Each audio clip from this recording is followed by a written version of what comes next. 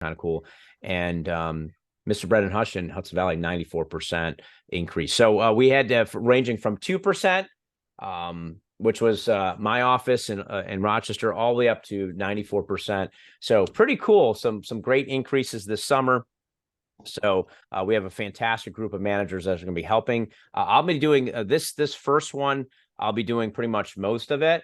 And then after that, I'm going to be having Mr. Thayer, our lead vet DM, help out a lot in the messages here, as well as Mr. Hudson and other vet district managers. Okay, so we're all going to kind of take turns and helping.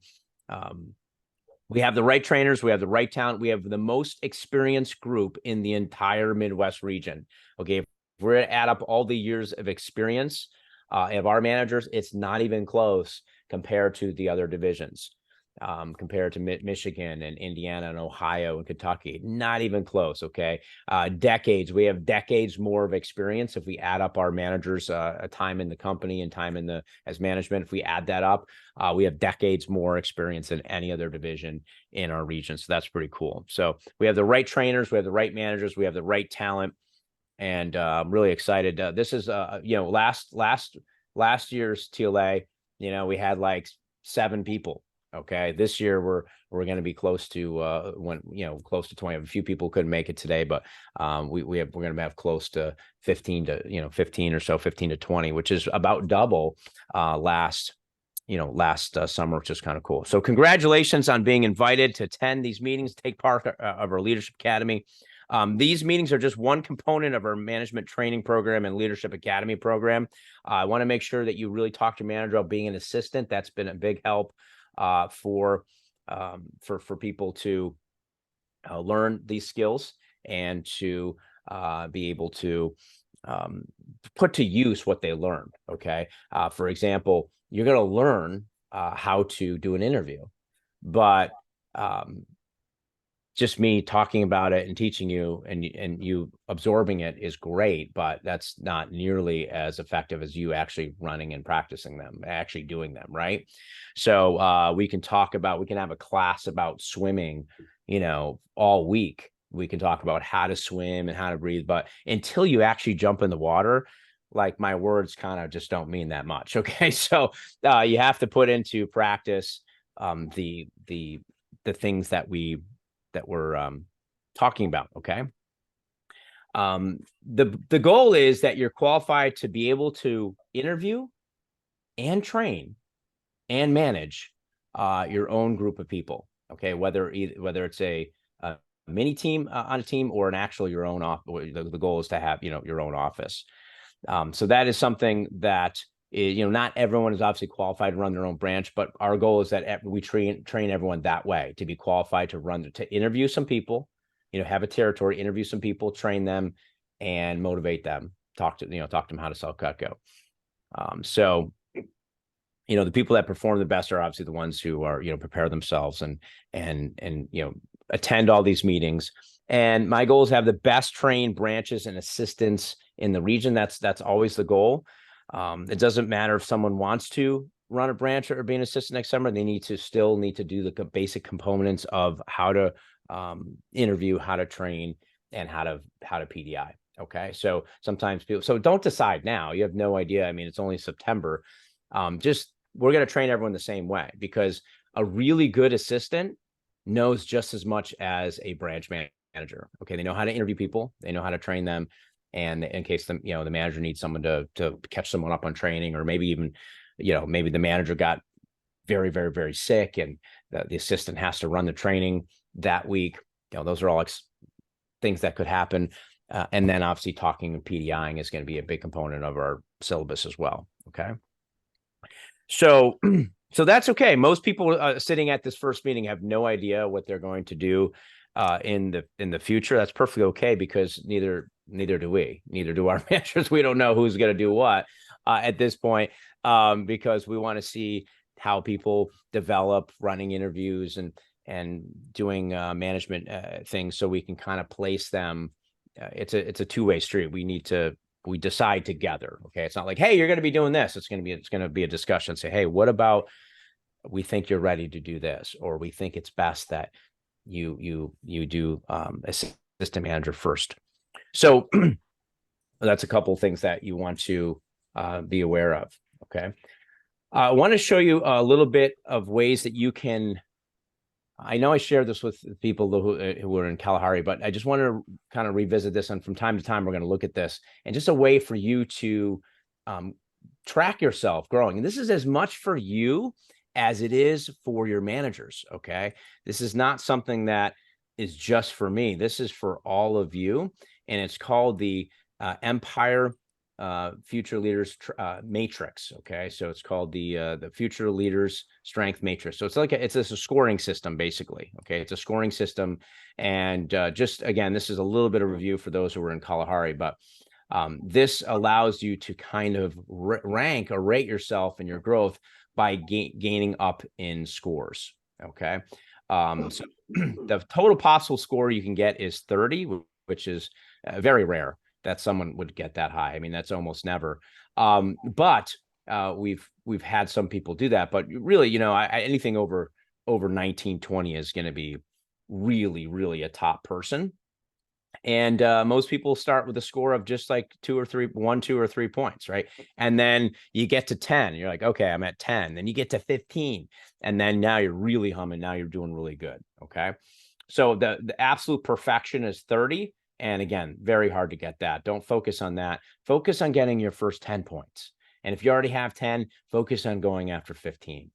And if you already have 15, you want to try to get to 19, 20. That's where like the very, very top people in the region, not let alone in our division, in the region, or people are going to be over, top people are going to be over 20. Okay. You're absolute beast if you get to like 24. Okay. So now, first thing is let's talk about the first two. Personal sales. Why do personal sales help you be a leader? Well, personal sales help you be a leader because it helps. It gives you credibility. So when you're training someone, okay, someone brand new, you're going to have more to talk about because you have more experience of selling. Okay, imagine someone at 3K and you're trying to help someone have a 10K fast start. Someone tells you, "Hey, I want to have a 10K fast start." Now, this is next summer. I'm not talking about now. I'm talking about like next summer. Okay. Now, let's say we had a brand new assistant that started in, March or April, right? And that person, what if I assigned, that rep to that person? Well, how would that person help them? Hey, you want to have a 10K fast start? Okay, let me tell you how to do that. I've actually have no idea. I'm only at 3K in sales. Okay. So that would be not a great conversation, right? So I would give that person to like, a Sophie, because Sophia, because she's over 30,000 in sales. So that would be she's able to talk to a lot more people because she's got a lot more experiences. So I can send anybody to her. Okay. So versus a new person, I would send, someone at 0 in sales and just, doesn't know how to open up their demo screen. Okay. So that's kind of like limitations for that assistant, right? They can only do the very basic people. Okay. Brand new, just starting. So why do you want to sell more? Because you can talk to way more people and you can talk to some of the top people. Okay. The top people that we get. And that's a lot more exciting than someone who doesn't want to, turn on their computer screen.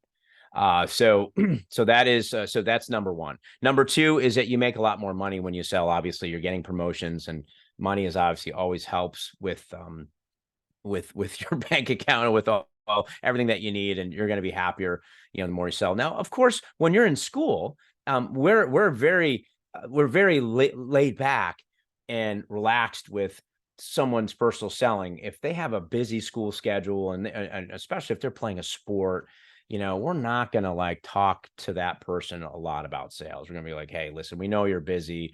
If you want to squeeze in some demos on a Saturday and Sunday, by all means, that's awesome. But, no pressure. When you're on breaks is when you can really get the points for selling, when you get the really jump up in thousands. Okay. If you're not in school, obviously you have that extra time. But if you are in school, you may not have that extra time, and just, pick a day, one day. Don't think about demos every day because that's just going to stress you out. Just think like, hey, if and when I'm going to do some demos, it's going to be on a blank. It's going to be on a Saturday, or it's going to be on a Sunday. That's it. I'm just going to shoot for 1 or 2 demos on a Sunday afternoon or Saturday afternoon, whatever day you pick. That's it. And then whatever happens, happens. Whatever you sell just increases, and that's a good way to start. I would start that now, and so that way you're not like thinking about demos every day. You just be, hey, no, I'm on, my demo day is Saturday. My demo day is Friday. Maybe we have one morning class on a Friday, so you can do like afternoon, evenings. Friday. I used to love Friday night appointments. Before I went out with my friends, people get paid on Friday. I always had some good sales on Friday night, so I would do that before end around 8 or 9 o'clock, and then usually that was my fun day with my friends Friday night. So whatever works for you, you can just kind of look at your schedule and see where the gaps are. Maybe it's Tuesday. You're maybe like, hey, I only got like 1 class on Tuesdays and Thursdays, or I got like almost no work those days. Maybe you pick one of those days. So just look at it, and that's what I would recommend for this one. Okay. Now, for those of you who have breaks like Thanksgiving break, October break, winter break, of course, that's where you're going to really jump up and get that. Okay. So if you're at 3K in sales, you have a point. Okay.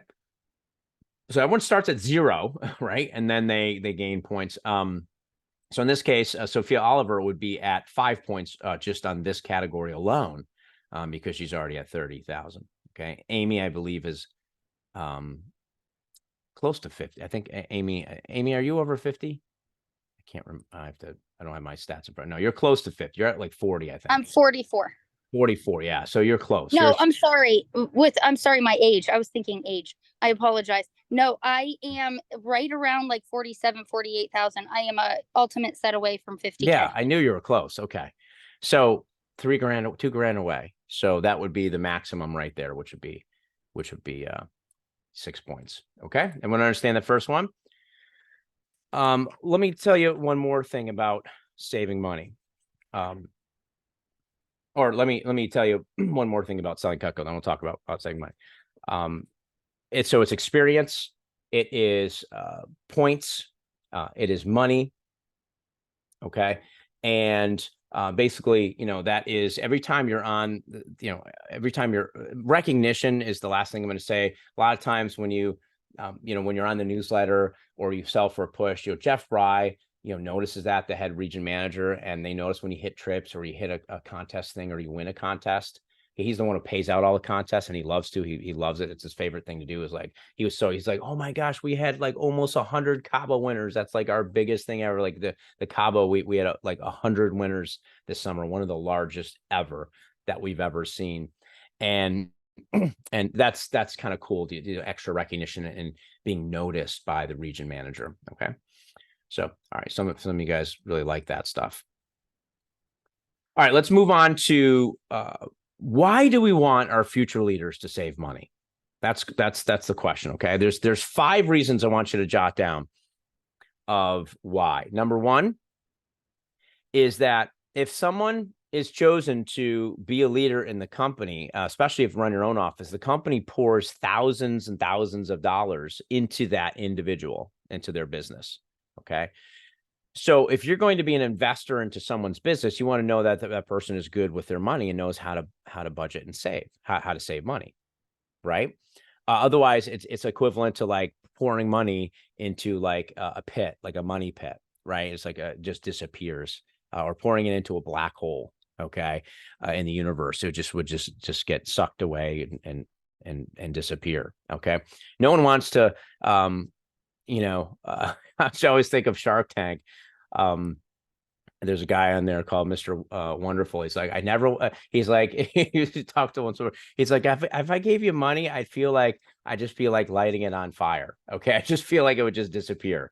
He told that to one of the people's on Shark Tank there, and not a very nice thing to say, but the point is that, we want to give these thousands of dollars to someone who's responsible with money and able to save some money. Okay. So that's number 1. Number 2, as you'll see here in a second, it's one of the ways to rank.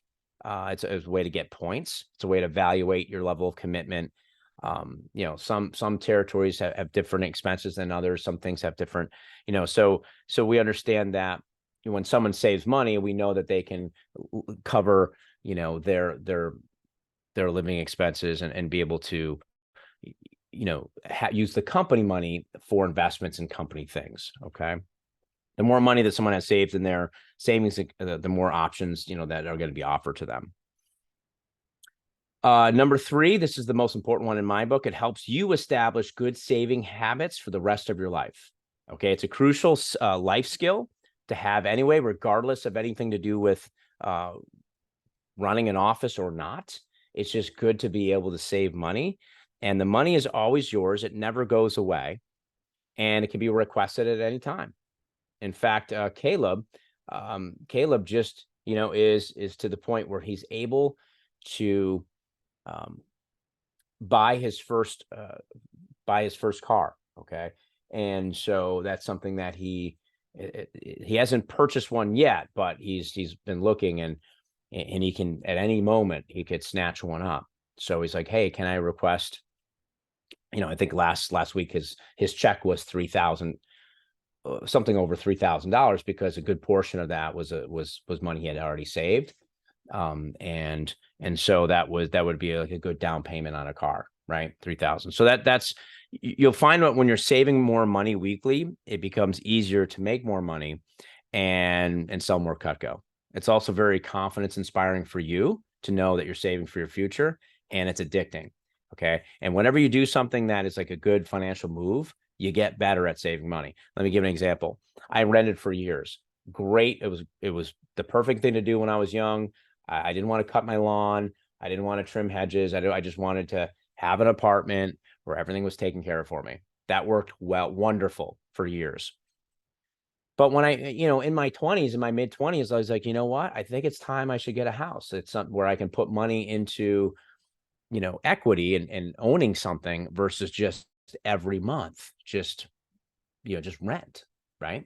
And it, like I said, worked well when you're young. You don't want to, I don't know if too many people buy a house at 19 or 20. That's too young for most people. Right. But, when I was 20, I was saving money. I was like, you know what? I had a nice apartment, but I was just throwing away $1,200 a month in rent every month. And my real estate agent said, do you know that you can get a house and it would be, the mortgage payment would be like even less than that, like 1,000 or 1,100, but at least you're putting it towards like your pocketbook instead of a landlord. It's like, really? I'm like, if you can find me something nice where I'm spending less than 1,200 a month, I'll do it. Okay. So we went looking, and we found a nice condo that was kind of like a townhouse. And that was my first house. It was a townhouse that I owned. It was $1,100 a month. It was $100 less than my monthly rent payment. And I was putting it towards something that was going towards me instead of a landlord, just money that was gone, $1,200 just gone every month. This was going towards the mortgage, which was my savings. Okay. And then, same thing when I got the second house. Okay. Now that was definitely a lot more than $1,100 a month, but I had already planned and saved for that. So it was okay. So and then it was a, much bigger house with much more, land. Okay. It wasn't just like in a community. It was like my own house, like in the middle of nowhere, a lot of land. And that's what I wanted. And again, I became a better saver when I did those things. Okay. Because every time you make a responsible move for money, you do something responsible, like you become more responsible. Okay. So when I bought that big house, it was like, I became more responsible because I kind of had to. It was like, wow, this is kind of a big house, a lot of land. I don't want to mess this up. Okay. And so I worked harder. I saved better. I became a better saver. Okay. When I made financial moves like that. So it's financial growth. Okay. So that's, you establish good savings habits, which will just accumulate, and you become a better saver. Okay. And it's kind of addicting. Like I said, when you get your first 10,000 saved, you're like, wow, 5 digits, first time ever. I had 5 digits saved. I know some of you probably already have that, but for me, that was a big milestone when I always lived in hundreds, growing up as teenager, and then thousands. And then when I became a manager, it became, tens of thousands. And I was like, wow, I saved my first 10,000, saved my first 20, 25,000. And then, I was one of the first people. I wonder if I still have it. Now, this was not planned, by the way, but I think I have I think I saved it here somewhere. Oh, I did. Okay. Check this out. This was one of the first ones, October of 2000. You guys are going to laugh when you see this.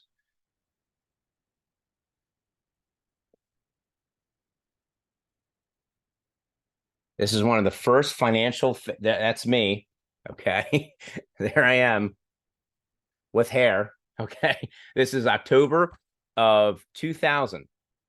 October of 2000.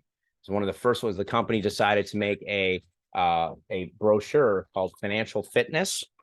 They did another one in 13 years later. Okay. That one looks a little bit more like me. And that is this was January of 2013. January of 2013. Okay, there's the original one right there. And they're still, they're still doing them. And it's called Financial Fitness. And that is kind of a cool thing, is when you start saving a lot of money, you get to write an article in the company's financial fitness brochure, Financial Fitness magazine. Okay. So that is a cool thing that you read, you can learn about other people, what they're doing. Okay. So number one, company pours thousands of dollars into that person. So we want to make sure they're responsible and saving. Number two, it's a ranking system, as I'll show you in a second. Number three, most importantly, it helps you establish good savings habits for the rest of your life. It's a crucial life skill. Number four, it's better to have it and not need it rather than to need it and not have it. Okay. And one of the things we want to get back to is having everyone save at least $2,500 by end of April. By before summer starts. And I know some of you are like, I already have that now. Okay, well, that's the minimum. That's not like for everybody, for you, maybe you go after 10,000, maybe you go after 50, maybe you go after 5 digits, right? I'm just saying, like, for everyone, especially new people who just started or at 3K of sales, saving 2,500 is a big deal. But we want you to make that, your first goal is saving your first 1,000 and then 2,500 by April. How quickly can you save your first 1,000? Raise your hand if you already have 1,000 and saved. You already have 1,000 in savings. Raise your hand. Okay. So there's like a few of you. Okay. So get your first 1,000 and then you can get to 2,500. Okay.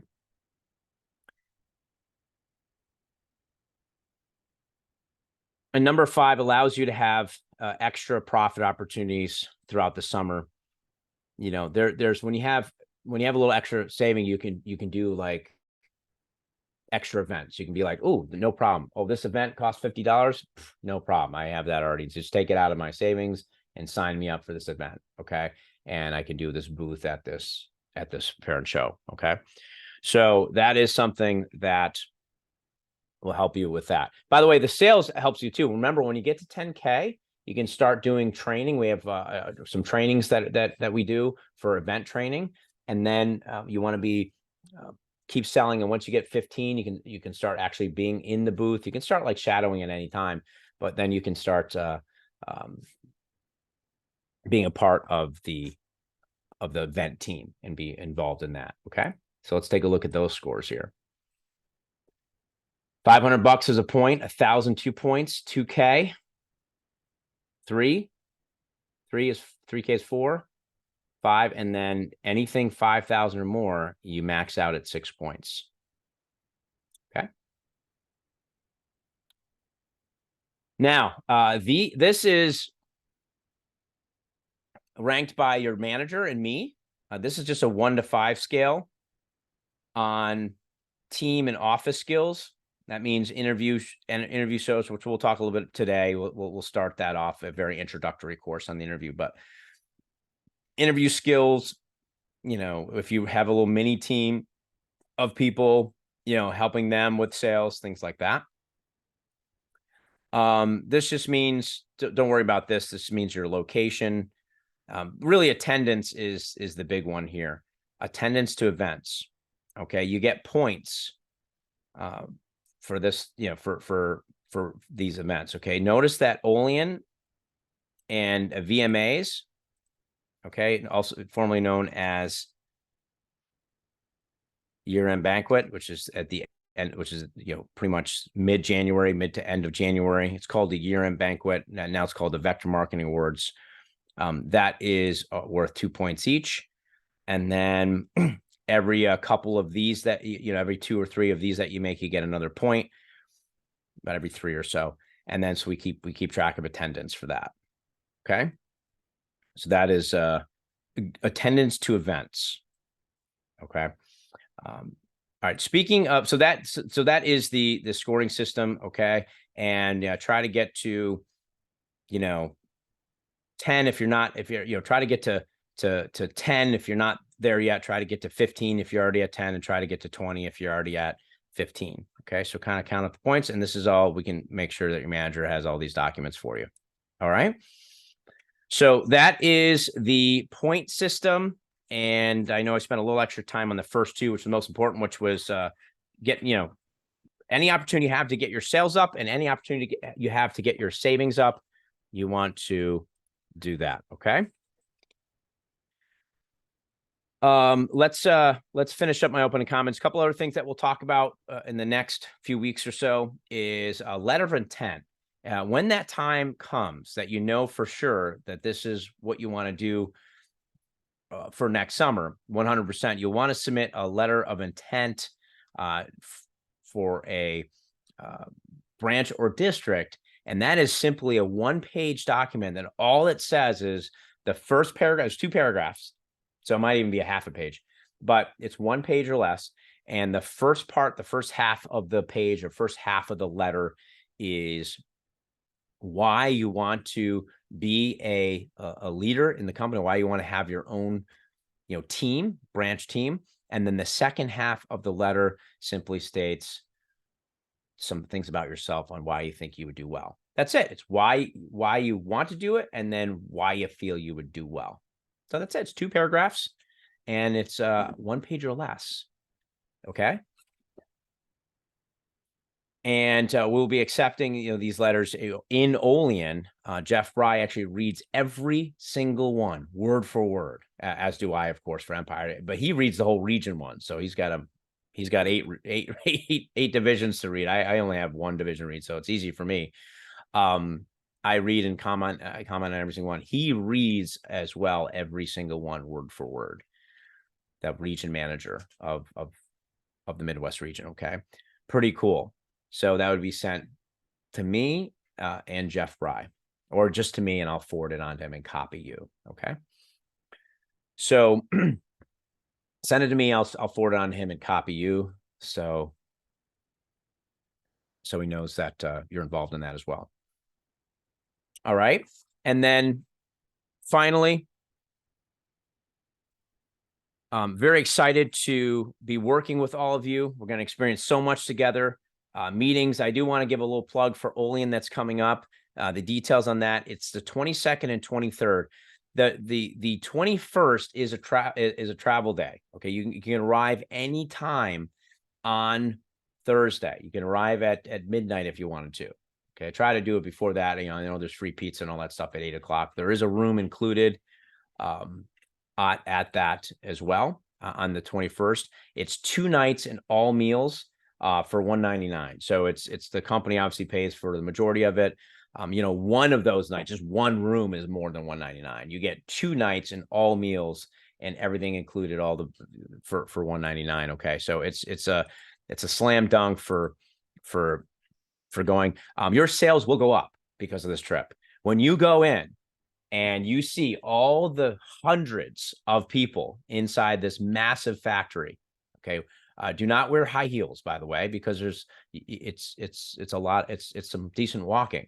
It's so big. The factory's so big, you know, you'll be walking a couple miles throughout it, and you know, around in different departments. Okay, so comfortable shoes, and it's just so cool meeting all these upstate New Yorkers and Northern PA. There's a good portion of people who work in the factory who are from Pennsylvania because it's right on the border of New York and PA.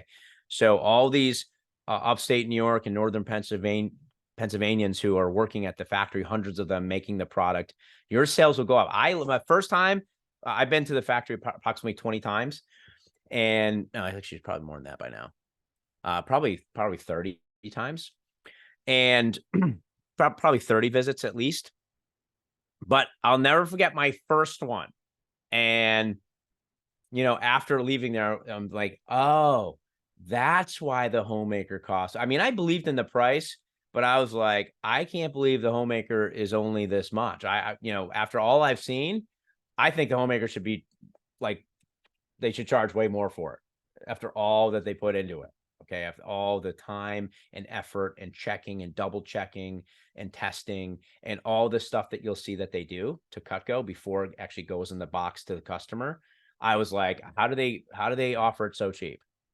How do they have such a low price on Cutco? Now like I said, I believed in Cutco and the price before the trip, but like afterwards I was like, oh, I get it now. Okay. This is like, no wonder. Okay. This is like so high quality. They should charge more, based on all the stuff I saw. So my sales went up because of the belief I had in Cutco went up. Okay. After that Olean trip. That's number one. Number two, the messages there are incredible. Okay. Public speaking by Jeff Bry, one of the best public speakers in the company. That one talk alone, okay, is worth $1,000 because and that is just one of the many items on the agenda. We actually worked through the agenda. I was in Hilton Head this last week, and Tuesday and Wednesday we're hanging out with the DVMs and working on stuff, and all day Wednesday in particular, all day. I mean, we were there till I left at 10:30. We had dinner and stuff. We were talking over dinner, but pretty much from 11 a.m. and I think I left at 10:30 p.m. We were just talking about the business and making sure. And one of the topics was making sure Olean is the best agenda yet. And it's going to be unbelievable. Okay. Public speaking, a message from Jeff Bry, all types of sales talks. Of course, you get the factory tour, having dinner at the as unbelievable 5-star dinner. In my opinion, it's 5 stars, 5-star dinner at the old library restaurant that uses Cutco, a restaurant that uses Cutco, and even has Cutco table knives on, for the place setting, and one of the top chefs, Chef Joe, who's gonna cook all this awesome stuff. The president, the vice president, the owner, Jim Stitt. Okay, the owner, Jim Stitt. He's not always there. He travels a lot. He will be there for this one. The vice president. So president, CEO, owner, Jim Stitt, the vice president of Cutco, and the region manager, Jeff Bry. The top 3 people in the company. Okay, top 3 people in the company, all are going to be at dinner, and you're going to hear from them. You're going to hear like a quick message from them. Okay, so that's pretty cool. My dad, worked at Carrier Air Conditioning for 25 years. He's like, I never met the owner. I never met he's always in a different country or different, state, or he's like, there's no way. I never met the top people. Okay.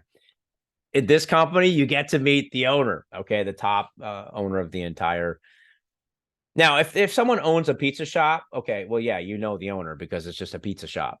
But this is a $250 million a year sales, $250 million a year, which is $250 million a year sales organization. Big, it's a pretty decent size sales company. Number 1 selling brand of kitchen cutlery and kitchen tools in North America. Number 1 selling brand, and you get to meet the owner of that. Okay, so that's pretty cool in of itself.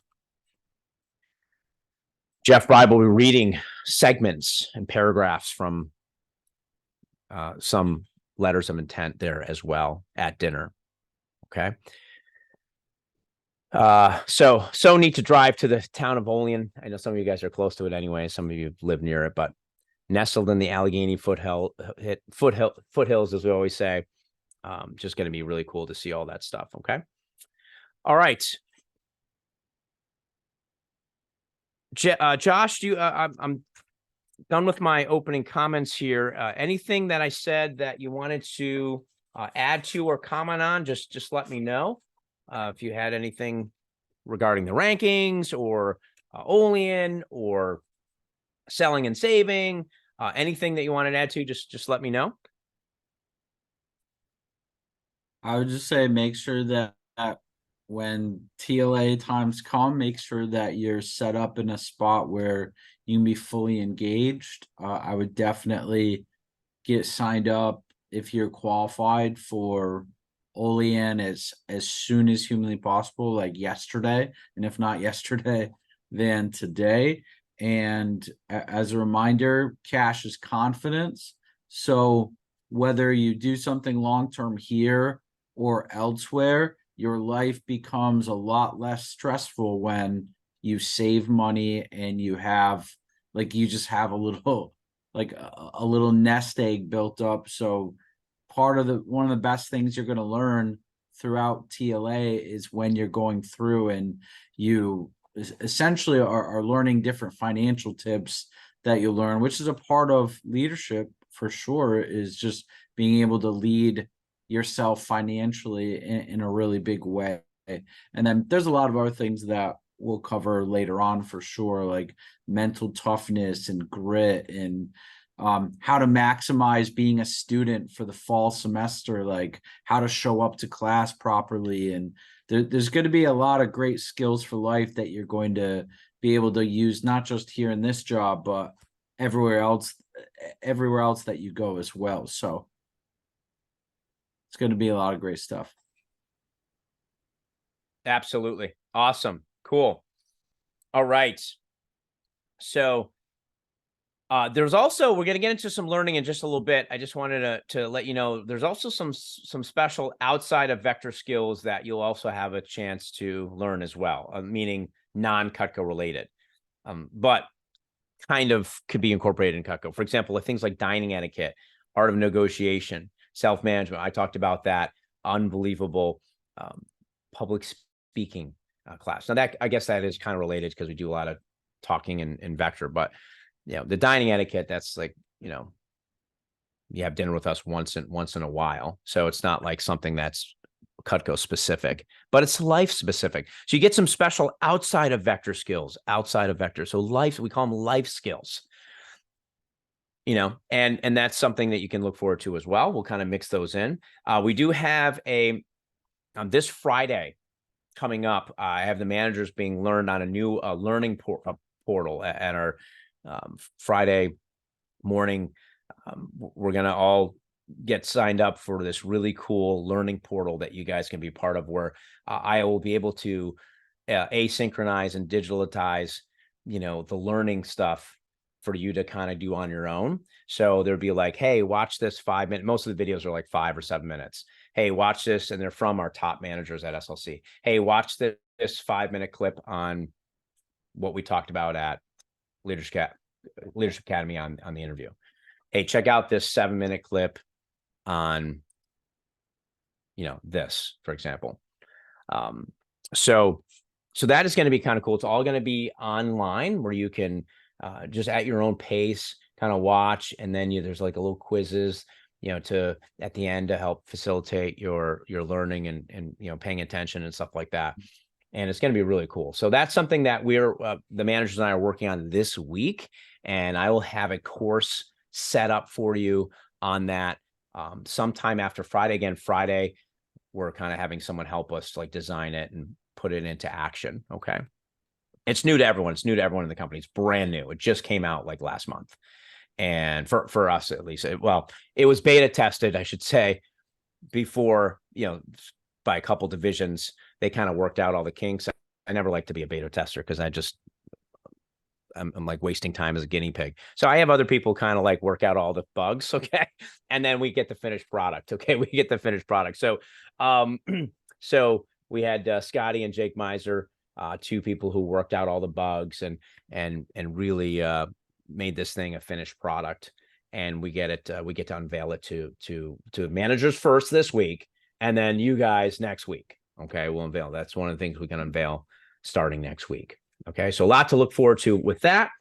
And let's have some fun and get started. We're a team, so I want to make sure you guys know each other as a little bit. So we're going to go around the room super quick. Just want to know just what office you're a part of. This is for everyone else. Of course, I already know, Brianna, you're from, Syracuse, and Apollo, you were North Buffalo there. I already know these things, but for everyone else, okay, I want you to listen and start to meet people on the team. And I just want you to unmute real quick and just say your name and what office you started with and when. Okay. So for example, hey, my name is Chris Hammond. I started in the Syracuse office back in July of this year. Syracuse office, Brian Hudson. That's it. Just so when you started, what office you're from, and your name. So I'm going to go, when I call your name, just make sure you do that. Okay. So we'll start off with Brianna. You got to make sure you hit unmute first too, by the way. So yeah. For some odd reason, I thought I hit it. I apologize. Hi, everybody. My name is Brianna Heindorf. I started Cutco about 3 weeks ago. I'm in the Syracuse branch with Brian Hudson. All right. Thank you. Lexi? Hi, my name is Lexi Puropan. I started late May in my office in Syracuse with Brian. Awesome. Apollo?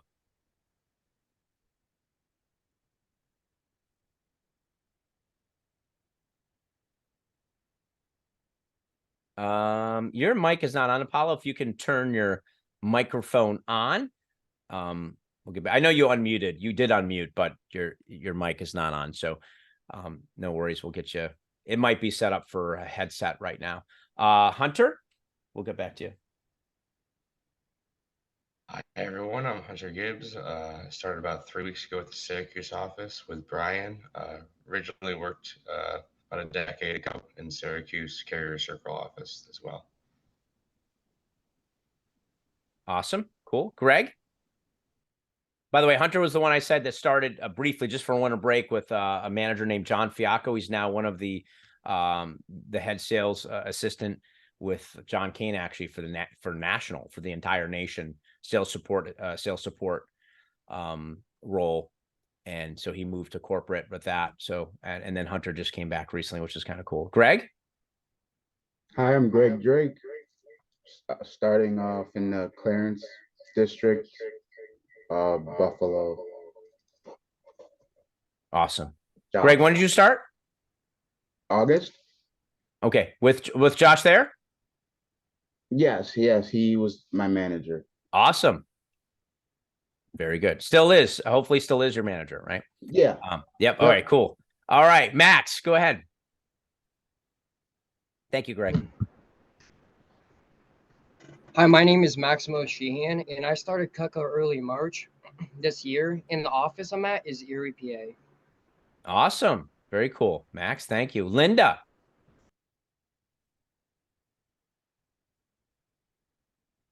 Linda, you're up. You're on mute still. You're a little bit frozen there. Hear me now? Can you hear me now? Yes. Okay. Hi, I'm Linda Garrity Purdy. I started in November 22. I'm in the Erie office with Case. Thank you. Very cool. And let's go to Sophia. Hi, I'm Sophia. I started in, I think, end of March at the Erie office. Case is my manager. Awesome. And let's go to, I'm just sending someone an invite link here. Okay, Tajay.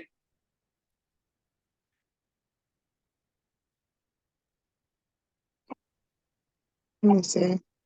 Okay, good. I'm Tajay, and I started in May of this last year, and I'm in the Erie office. Thank you, Tajay. Awesome. Let's move on to now Casey and Caleb did say that they were they're busy doing either shows or a few other things right now. But I said they could be on, just listen in. So Casey, by the way, ran an office. He's what we call a 2Xer, someone who's second time through Leadership Academy. He ran an office in the South Buffalo office, and Caleb helped out with Oneonta. So those guys have kind of here a special guest right now. We have a a separate, more advanced learning path, for them on our thing. So, but they're going to be here as well. Let's go to Randy as well. Randy's over. Gosh, Randy, you got to be pushing. I know you're over 50. You got to be pushing 100,000 in sales here. I don't know exactly where I am. I started in July of 2014 with Case when he was in the Monroeville office. Yeah. Awesome. Cool. Oh, someone is driving there, looks like. Just saw that text, sorry. And okay, cool. And then we have who is the @official? Amy, do you know who that is? @official? I think that's mine, @official Majimuepe. Oh, yes, go ahead. You're next. They call me Marguerite. I literally just started my fast start with Brian at the Syracuse office. Awesome. Awesome. That's right. And you were at Green Lakes, weren't you? Yes, I was. I hadn't begun yet, but yes, I definitely was there meeting some of the people on this call. Nice to see everyone. Awesome. Very cool. And then we have Drew. Drew is started with me in the spring, right before summer. He's at 15,000 in sales, and he is currently a student at BCC, Broome Community College, and very excited. He put in his notice to quit his other job so he can spend more time as one of my assistant managers, which is pretty cool, and he'll be doing that as well. So great, good people. He was a host at a restaurant, but it was time he outgrew that. It was time to move on to some bigger and better things with Vector. So, all right. So we're excited to have you guys there. Like I said, there's a few other people that are, one person's in the Adirondacks right now, with no internet. So we have a few people that are traveling for Labor Day weekend and just simply couldn't make it. That's why Mr. Josh Thayer recorded this. And so you can, especially that first 40 minutes or so, when I went through everything on opening comments, that's going to be important for them to watch that. So that's why. And then what we're doing next is going to be important to watch as well, and rewatch for all of you who are on here. This is going to be some instruction on the interview. Okay. All right, so let's do our first instructional. Again, in the future, these are only going to be about 60 to 75 minutes. And what we're going to do is we're going to pick apart a section of management and leadership training. It could be PDI. It could be, like I said, parts of the interview. It could be parts of training. And we're going to kind of pick apart and do a segment of that. And then your goal is to write it down.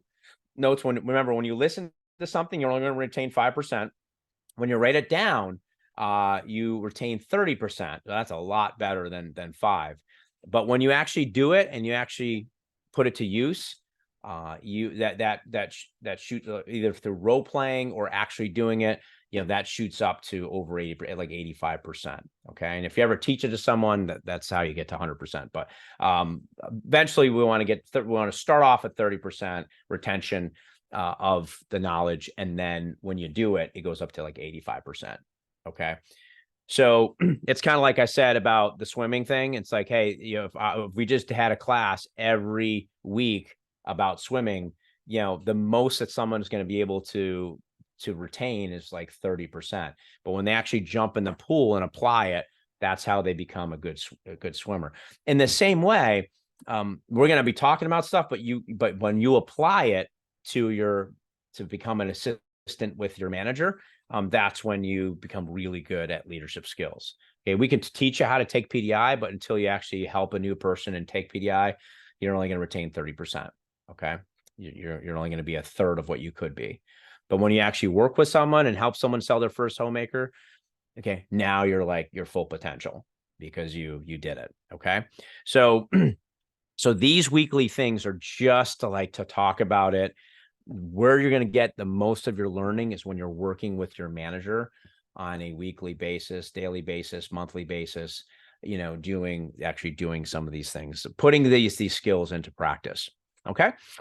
All right. So the first thing I would like to teach you guys is I want to work through a document that's about the interview. Okay. So I want to first teach you a couple things about interviewing.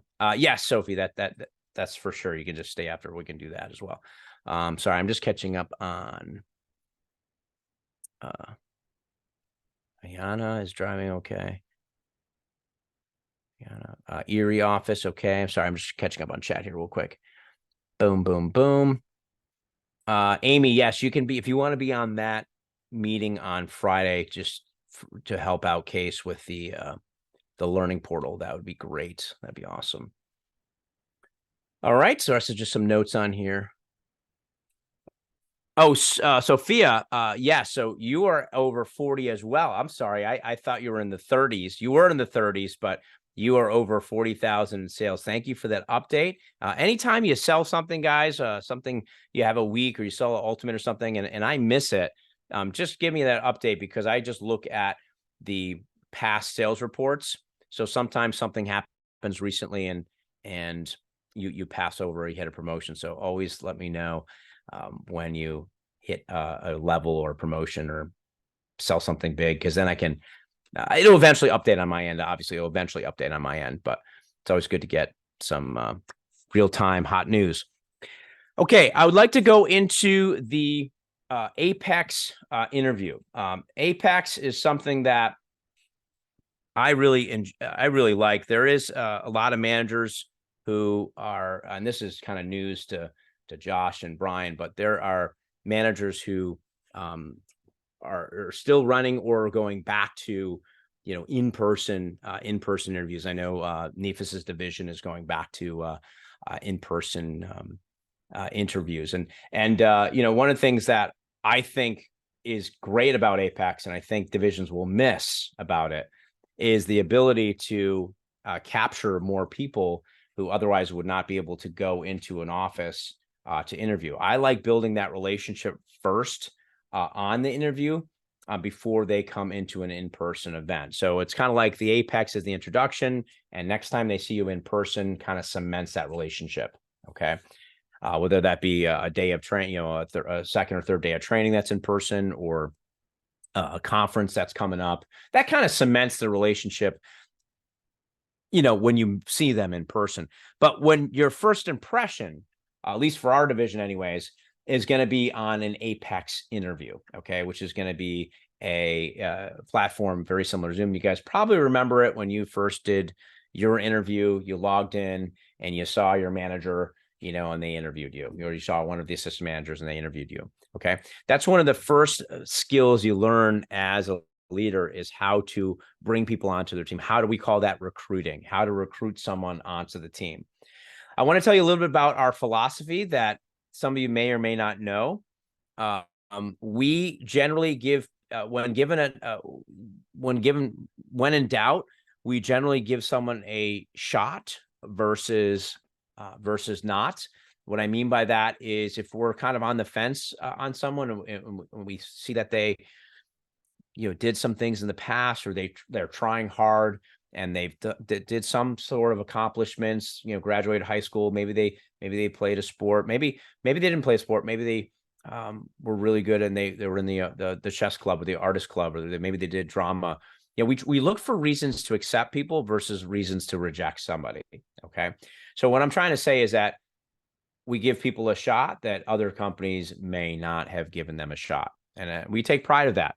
Now, obviously, if someone clearly is not ready for this job yet, it would be a waste of their time and a waste of our time.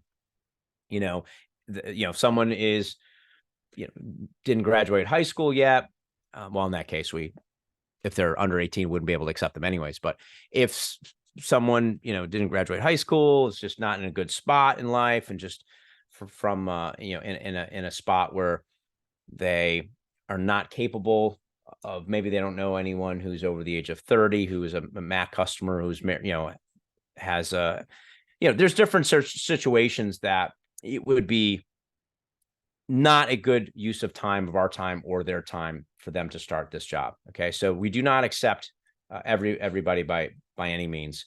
But when we're kind of torn on someone, we generally lean to giving them a shot. Like, you know what? And I've told people that before. Say, hey, you know what? I like that you're trying. I like that your commitment. I like that you want to do well. You haven't had an opportunity to do so yet in your life to really thrive in something, but maybe this is the thing that you're going to thrive in. You know, this is an opportunity for you to shine. You know, and I'll give someone a shot like that.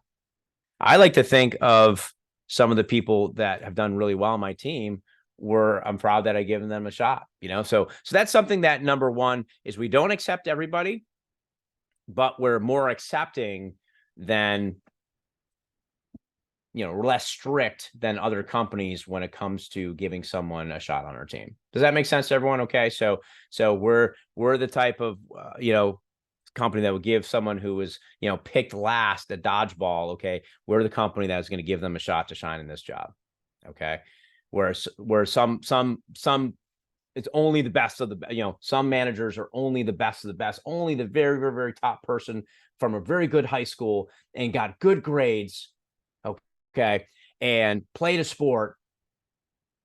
Those are the only ones that they accept. There are some managers out there that do that.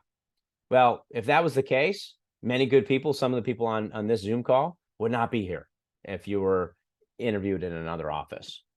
So good thing that Empire is a little bit more accepting, because some of you would not be here if you were hired by another. I would not be here. Okay. Josh Thayer might not be here if by some of the very prima donna strict recruiting practices of other offices. Okay. I went to a public school. It was a decent public school, but I went to public school. Some people are just like, hey, private school, good grades, play a sport, or very, very top public school. That's it. That's all they hire. Okay. And I'm just telling you that we like to give people a shot, because there's many people on our team who sold $5, $10, $15, $20,000 of Cutco and did not meet those parameters. So isn't it a great thing that we err on the favor of giving someone a shot? Not everybody, but erring on the favor of giving someone a shot, when we feel someone has potential. That's number one. First thing you want to write down is that we look for potential in people. Don't look for reasons to accept people. Don't look for reasons to reject people. Look for reasons to accept people. Don't look for reasons to reject people. Okay. Now your manager each office is going to have their own zip codes and their own different parameters based upon on that. Every territory is a little bit different. So you're going to talk to your manager about that as for more specifics. Just like I will for people who interview in Rochester. I have little specifics that I cover that I'm not going to cover with you because it's territory specific. It's like, hey, this is just for Rochester, or this is just for, this portion. Okay. Here's the schools you want to look for this, in this territory. These are the couple of high schools that probably aren't going to be great in this, this area. Okay. So that's all the specifics you're going to talk to your manager about. I have a document that I have given out to DMs many times, and we're going to work through it with you guys over the course of the next several weeks. Okay. And it's called Top Shows 5.0. It's been this is the fifth update document. Okay. After many years of tweaking. So Top Shows 5.0, it's going to look like something like this. Okay. And so let's take a look at this. Let me blow this up a little bit here. Okay. Right.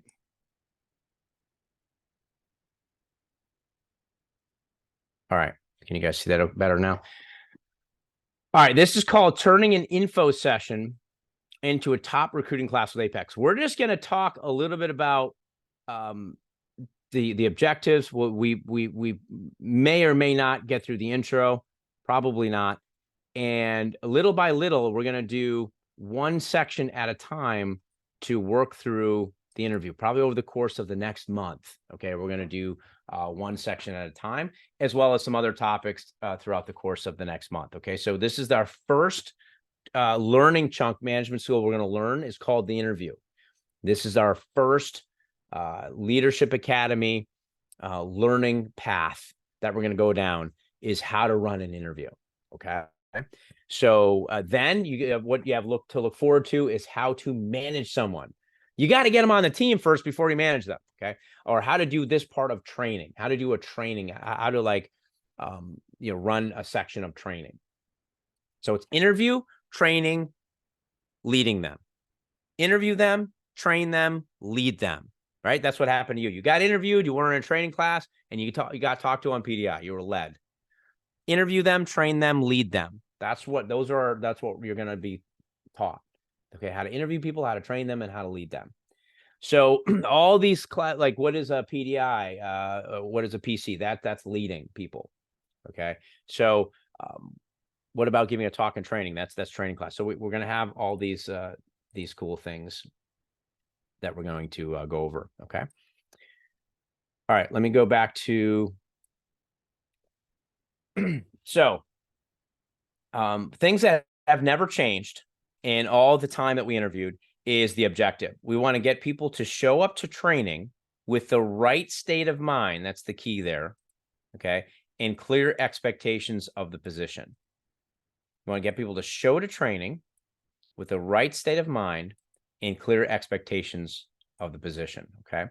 So one of the things that's very easy to monitor, we can monitor who comes to training, Hey, are you attracting like good quality candidates, right? Good quality recruits. Do they come with the right state of mind? Do they understand like the position? They understand what's expected to them. That's the right expectations. Okay. These are all very easy to monitor.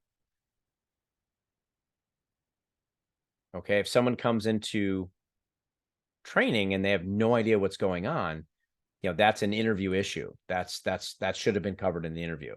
Okay. My people come in knowing like what training is all about and knowing, what's expected of them. But, when I was newer, I needed some work in that area. Okay. My manager used to be like, we had a team of assistants and she'd be like, who hired this person? And I was like, that was me. And she'd be like, why?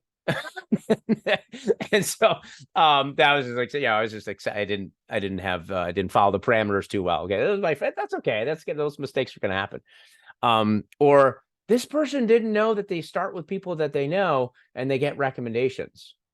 Okay, this person asked, hey, when do I get the list? When do I get the list of leads? Like the company list of leads?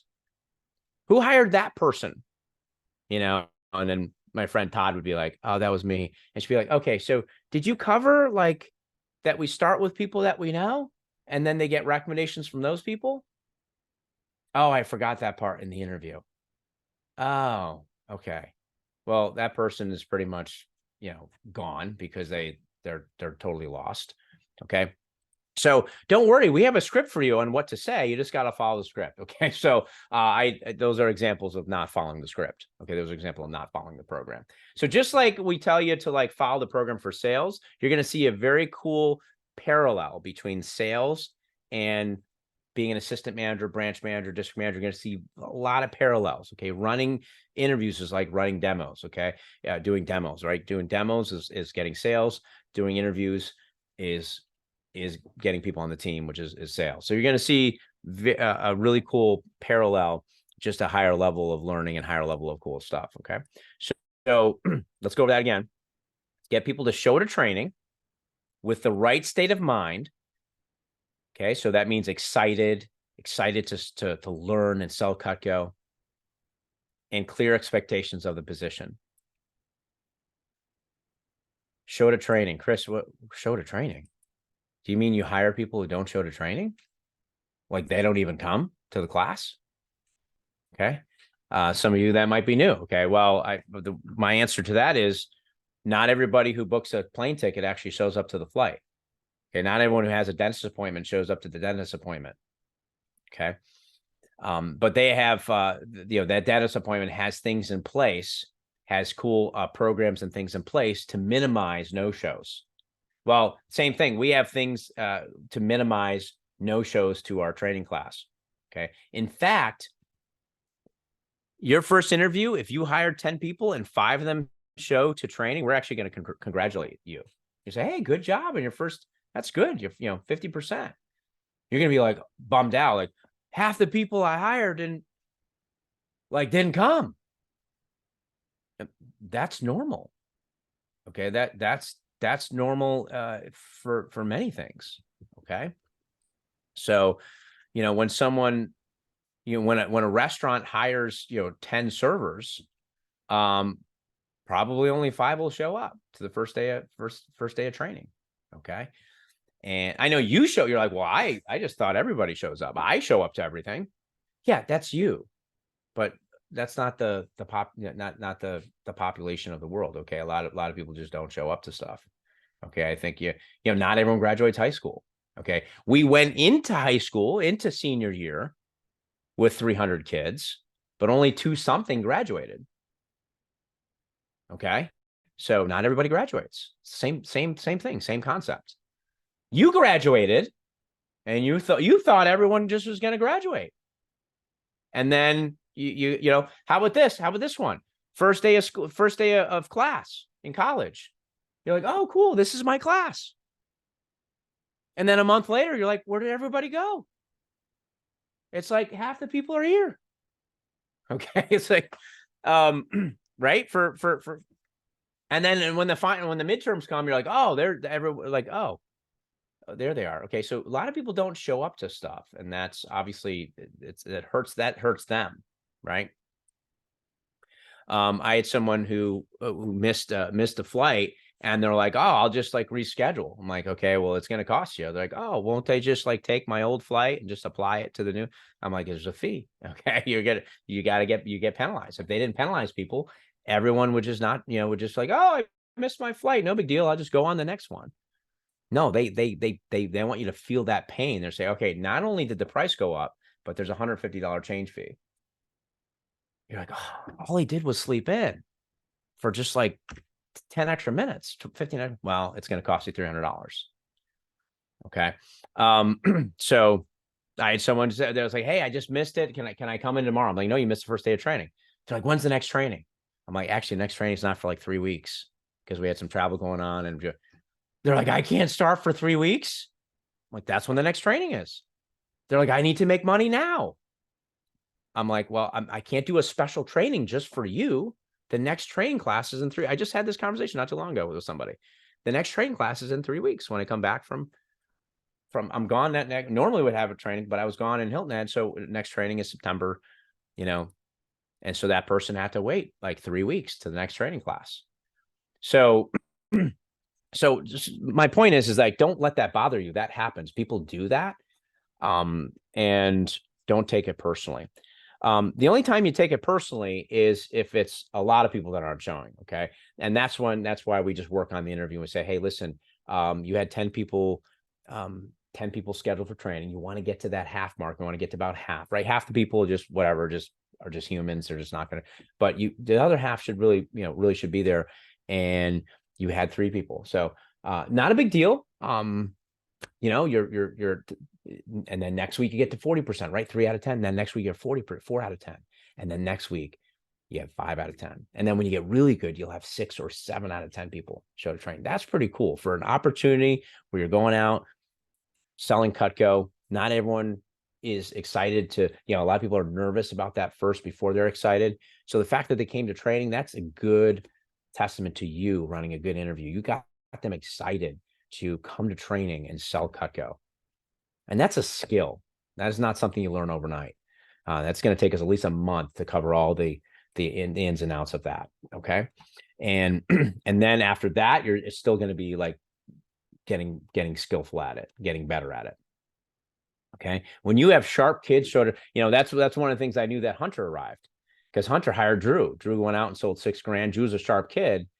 And, Hunter was a good interviewer. I trained Hunter how to do the interview, and Drew was impressed with Hunter enough like, hey, you know what? I already have another job, but I'm going to add, I'm going to add this Cutco thing, and I'm going to sell some Cutco.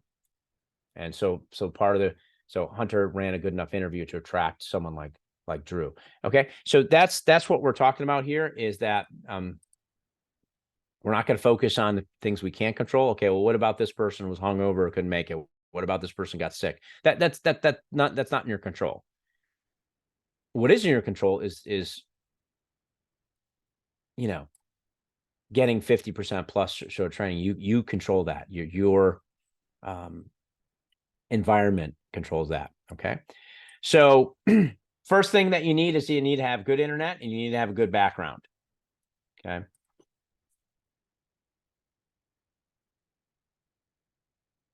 Put that right in the beginning there as well. We'll talk more about background later, but this is something that you need to have. The first thing is you need to have, at least good, at least good internet. Okay. And good to great.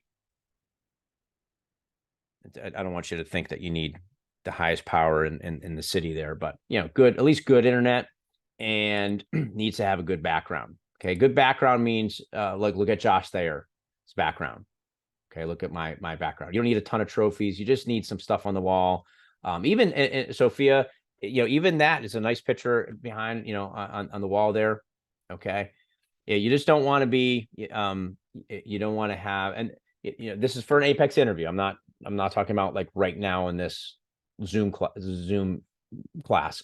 Apex interview, you don't want to have like a bed in the background. You don't want to have like a dirty laundry pile in the background. Okay. You don't want to have bedroom curtains in the back where it looks like a bedroom curtains. Okay.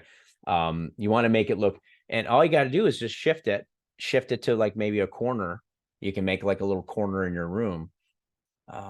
Ideally you would do this from an office. You would come into the office and sit down in Josh Thayer's chair, or Josh would have like a place for you to do it. Ideally you'd want to do it in an office where it's an office setting. But if you can't, if you're learning, you're away at school, that's okay. Like Sophia's all the way in, Portland, Maine. And so she would just do the best that she could, and she would have something similar to what she has there, which is like a nice picture in the background. And to me, that looks like that could be an office. That could look like an office. It's probably like a place in her apartment or bedroom, but it doesn't look like that, so I can't tell. So that's a good thing, right? You want to make sure they can't tell that you're in a bedroom. Okay. So maybe you have an office in your home that has like, something nice in the walls or something like that. Okay. You want to move to that room. You can set up. I had in my first house, remember the townhouse I was telling you about earlier? Okay. I actually had, it was a 2-bedroom apartment. It was just me. Okay. So I had the master bedroom, but I turned that other bedroom into it didn't look like a bedroom. There was no bed in there. I turned it into a home office. And that was, that was 23 years ago. And I was, I had my own home office. It was a bedroom that was turned into, I had it looked like an office. It looked like I could have been in an office. Okay. Because, it was literally a home office. And so that's what we're talking about here.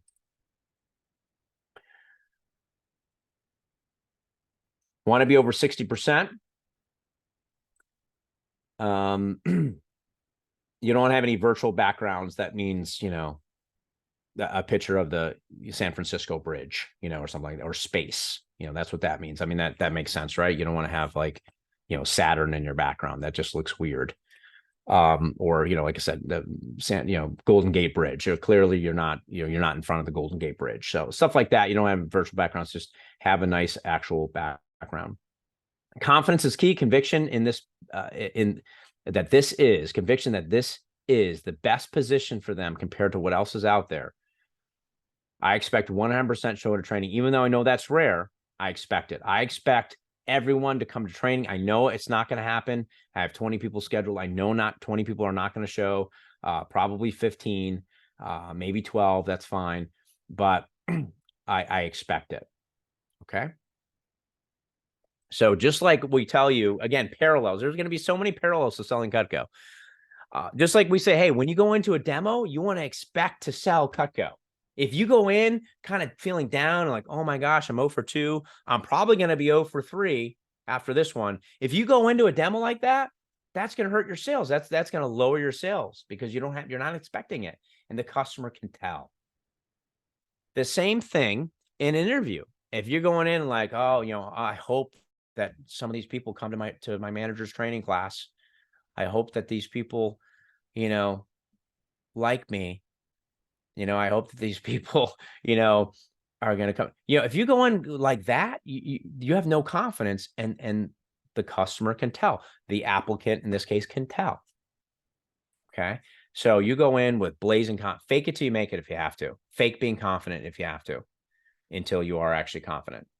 Okay. And fake it till you make it.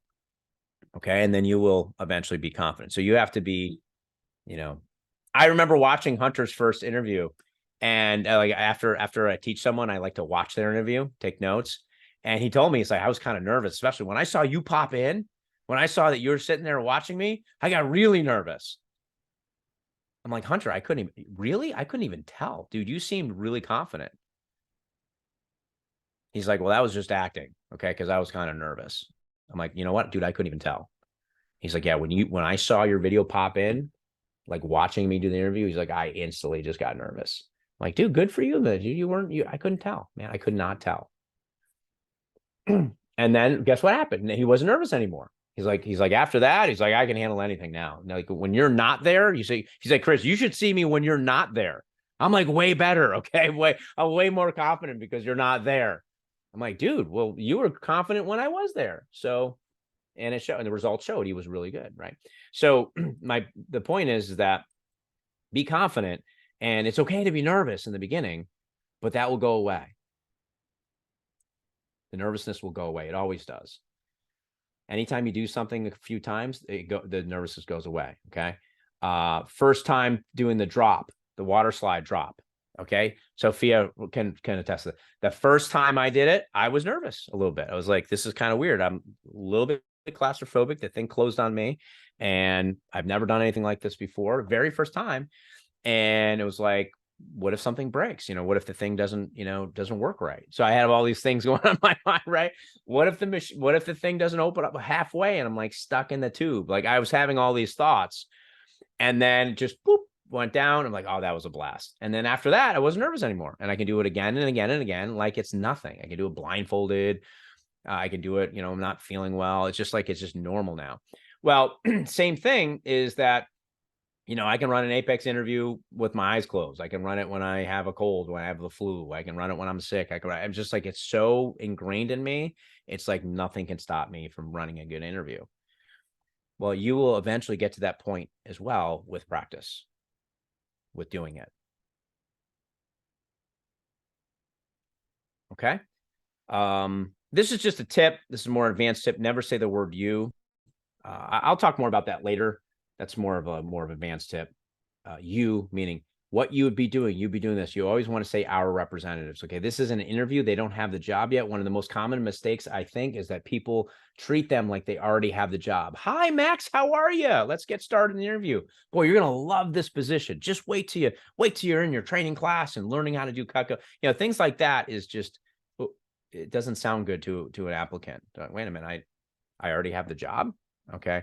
Is that you have to make sure that you don't let them assume that they have the job. And just one of the ways to do that is not saying the word you. So if Sophie said, hey, what would I be doing?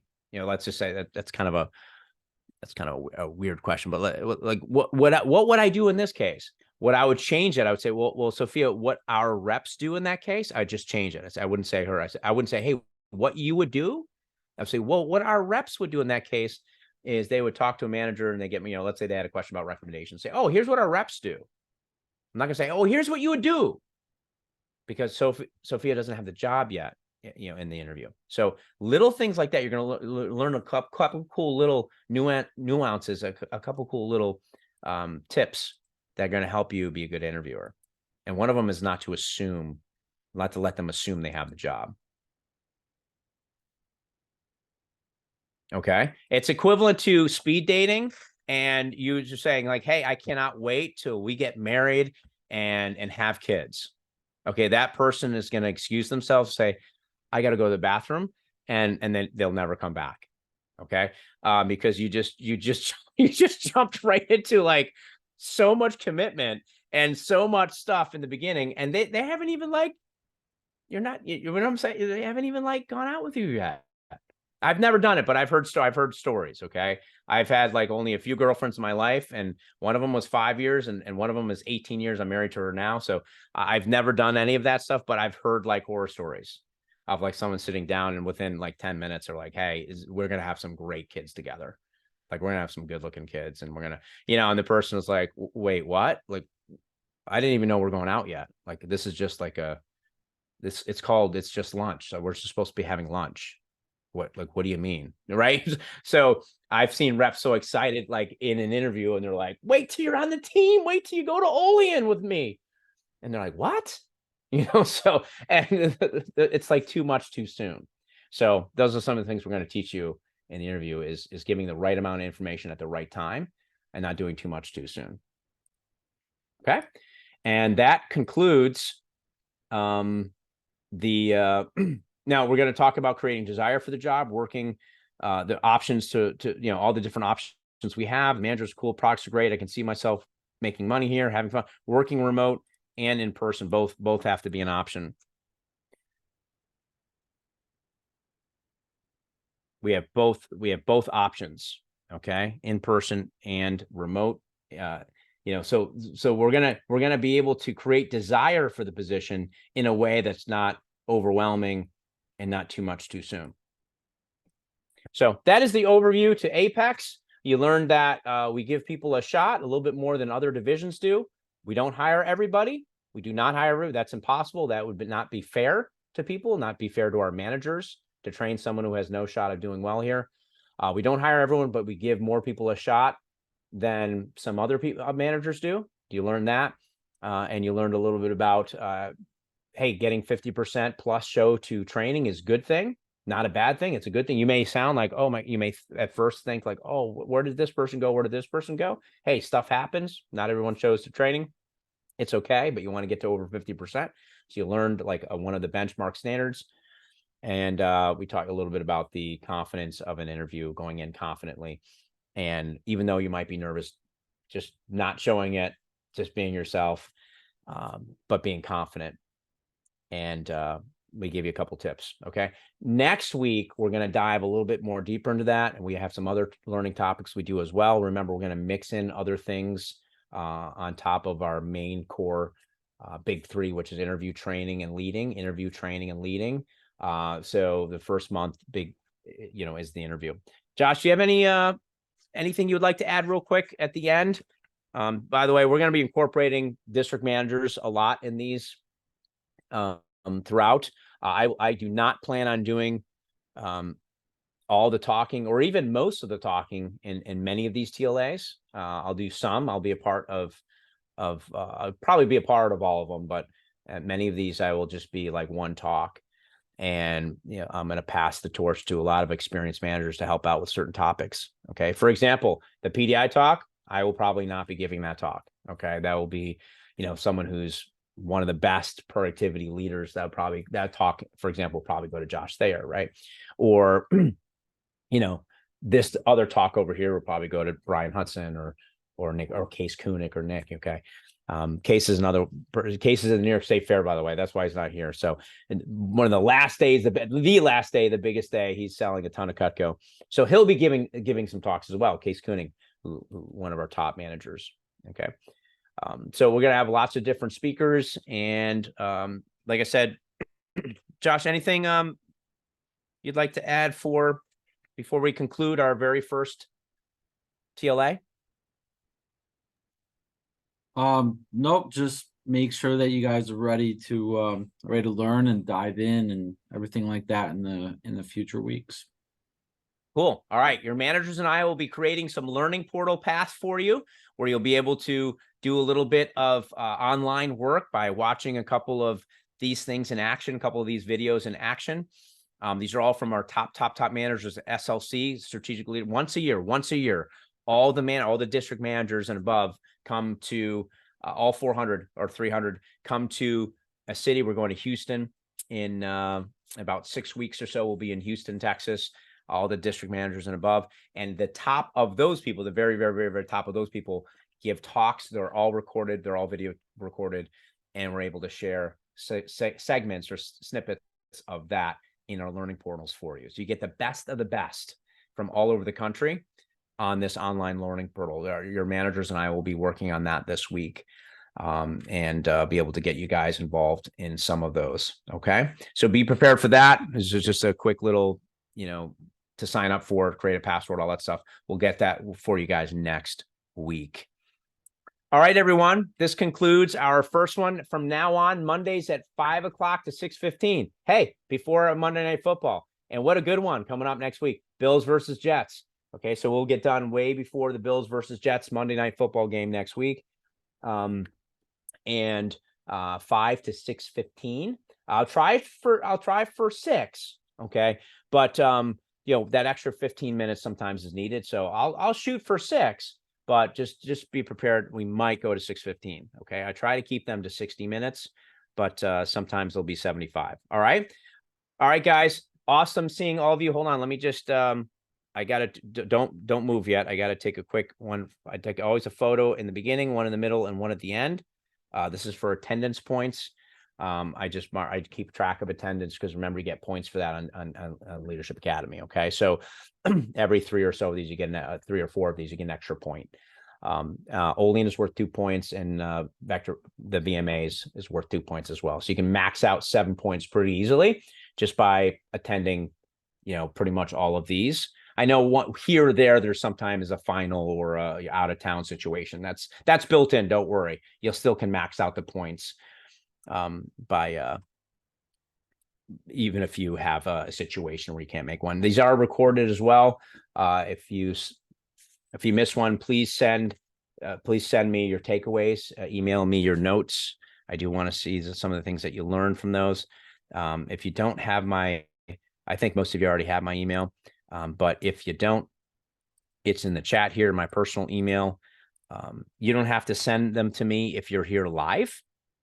If you happen to miss one for whatever reason, it's steeldeal@aol.com. Just send me the notes of the recording. Josh there will have the recording up usually very quickly after the meeting is over. Oh, Brian, did you record this one?